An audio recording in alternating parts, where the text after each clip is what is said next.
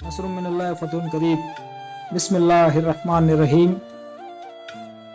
لاکھوں درود و سلام ہو حضور نبی کریم صلی اللہ تعالی علیہ وسلم پر، اہل بیت اطہر پر، اور سلسلہ قادریہ عالیہ خلفائیہ اور سلسلہ چشتیہ اہل بہشتیہ کے بزرگان دین اولیاء کاملین پر۔ السلام علیکم ورحمۃ اللہ وبرکاتہ۔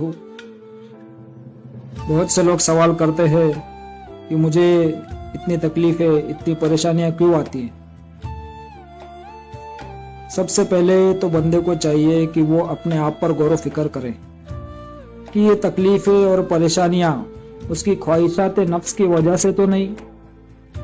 مولا کائنات مولا علی المرتضیٰ فرماتے ہیں جو تکلیف پریشانی بندے کو شر کی طرف، برائی کی طرف، اللہ کی ناشکری کی طرف لے جائے وہ شیطان کی جانب سے، اور جو پریشانی بندے کو اپنے رب کی فرما برداری کی طرف لائے، رب کی یاد کی طرف لائے، اس کی رضامندی کی طرف لائے، وہ پریشانی نہیں بلکہ اس بندے پر رب کی آزمائش ہے۔ پریشانی اور بندے پر رب کی آزمائش میں بہت فرق ہوتا ہے۔ رب کائنات اپنے بندے کو اتنا ہی آزماتا ہے جتنا وہ برداشت کر سکے۔ بندے کو چاہیے کہ رب کریم کی بارگاہ سے جو کچھ بھی آتا ہو اسے وہ خلوص دل سے قبول کرے، پھر چاہے وہ دکھ تکلیف پریشانی کیوں نہ ہو، اور جو اسے قبول کرتا ہے، جو اس کی رضا پر راضی رہتا ہے، وہی رب کریم کا سچا بندہ ہے۔ رب کریم نے فرمایا ہے کہ اللہ کی رحمت سے کبھی مایوس نہ ہونا، اللہ کی رحمت سے کبھی مایوس نہ ہونا۔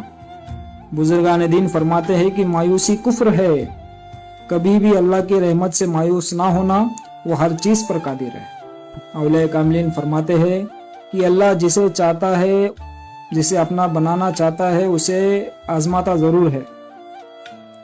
وہ اپنے بندے کو دے کر بھی آزماتا ہے اور نہ دے کر بھی آزماتا ہے۔ جو بندہ رب کریم کی عنایت پر راضی رہتا ہے اسی بندے سے رب راضی ہوتا ہے۔ بندے کو چاہیے کہ وہ صبر کرتا رہے اور ہر دم اس کا شکر ادا کرتا رہے۔ مرشد کامل سرکار تجلی پیر صاحب قبلہ فرماتے ہیں کہ جس طرح انسانی جسم کو بھوک اور پیاس لگتی ہے، اسی طرح انسانی جسم کے اندر جو روح ہے اسے بھی بھوک اور پیاس لگتی ہے۔ جس طرح جسم کو بھوک لگنے پر بندہ اس کو اچھی سے اچھی غذا دینے کی کوشش کرتا ہے مگر روح کو اس کی غذا نہیں دے پاتا، یہی وجہ ہے کہ بندے کی روح اس کے جسم سے انتقام لیتی ہے، کبھی پریشانی میں ڈال دیتی ہے، کبھی بے چین اور بے سکون کر دیتی، کبھی لڑائی جھگڑے کرا دیتی۔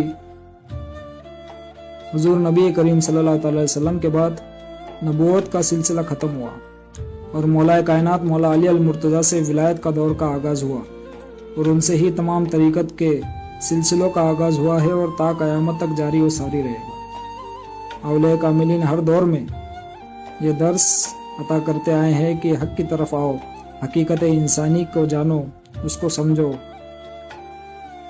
رب کریم ہمہ وقت اپنے بندوں کے نزدیک کسی نہ کسی ذریعے سے عبرتیں اور سبق پیش کرتا ہے، لیکن کچھ چند لوگ ہی ہیں جو سبق کو حاصل کرتے ہیں اور اپنے نفس، دل اور روح کی اصلاح کرتے ہیں۔ ایک مرتبہ حضرت بایزید بستامی رحمۃ اللہ علیہ اور ان کے کچھ عاشقین ایک گلی سے گزر رہے تھے، اور اس گلی سے ایک کتا بھی آ رہا تھا۔ اس کتے کے نزدیک آتے ہی اسے ناپاک سمجھ کر حضرت بایزید بستامی رحمۃ اللہ علیہ نے اپنا لباس سمیٹا اور ایک کنارے کھڑے ہو گئے۔ فوراً اسی وقت وہ کتا انسانوں کی زبان بولنے لگا اور حضرت کی طرف دیکھتے ہوئے بولا کہ اے بایزید، مجھ سے اتنی نفرت کیوں آپ نے اپنا لباس سمیٹا؟ تو حضرت فرماتے ہیں اس لیے کہ تو ناپاک ہے۔ کتے نے بولا کہ حضرت اگر میں بھیگا ہوا ہوتا، میرا جسم پانی سے تر ہوتا تو میں ناپاک ہوتا، لیکن میں تو خشک ہوں، لیکن پھر بھی میری ناپاکی ایسی ہے کہ اگر میں آپ کے کپڑوں سے لگ بھی جاتا تو آپ اس کپڑے کو 3 بار دھوتے تو وہ پاک ہو جاتا۔ لیکن اے بایزید، آپ کے اندر جو تکبر کی ناپاکی ہے اس کو کیسے پاک کرو گے؟ اسے تو 7 سمندر کا پانی بھی پاک نہیں کر سکتا۔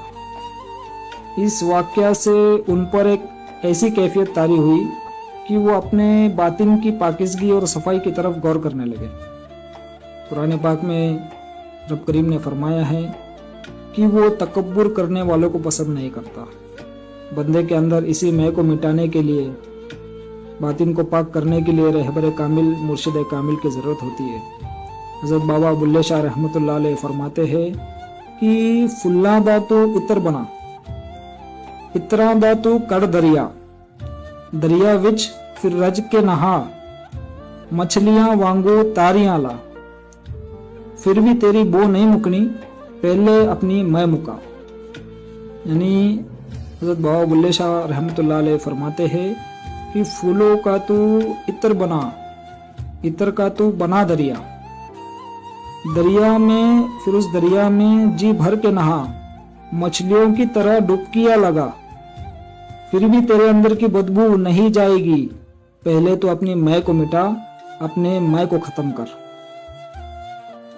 रब करीम का फरमान है कि कामयाबी पाक होने में है, जाहिर तो होना ही है लेकिन बातिन पाक होना भी जरूरी है। कद अफ़लाहा मन तज़क्का, यहाँ रब करीम का इशारा बातिन की तरफ है, क्योंकि बंदे का जाहिर अगर एक बार नहा लेने से या एक बार वजू करने से पाक हो जाता तो उसे बार बार नहाने और वजू करने की जरूरत ना पड़ती। मेरे मुर्शिद कामिल पीर कामिल सरकार तजल्ली पीर साहब किबला फरमाते हैं, इस दुनिया में बंदे को नफ्स लगाकर भेजा गया है, तकलीफें और परेशानियां तो उसके इस दुनिया से रुखसत होने तक उसके साथ ही रहेगी। समझदार बंदा तो वो है जो अपने नफ्स को इस दुनिया की मोहब्बत से हटाकर रहमान की तरफ लाए। कामयाबी वही हासिल करेगा जो अपने नफ्स, दिल और रूह को पाक करेगा। हुजूर सरकार गौसुल आजम दस्तगीर रज़ियल्लाहु अन्हु फरमाते हैं कि ए बंदे, तू तेरे नफ्स को खुश करने में लगा है और तेरा नफ्स तुझे बर्बाद करने में लगा है। बुजुर्गान दीन औलिया कामिलीन फरमाते हैं, ये दुनिया नफ्स परस्तों के लिए जन्नत और मोमिनों के लिए कैद खाना है। ये दुनिया तो बस एक गुजरगाह है, एक मुसाफिर खाना है। हमारा असल वतन, हमारी असल मंजिल तो कुछ और है। अल्हम्दुलिल्लाह, मजीद जानने के लिए खानकाह करीमे से राब्ता कायम करें। वमा अलैना इल्ला बलागुल मुबीन। अल्हम्दुलिल्लाह रब्बिल आलमीन।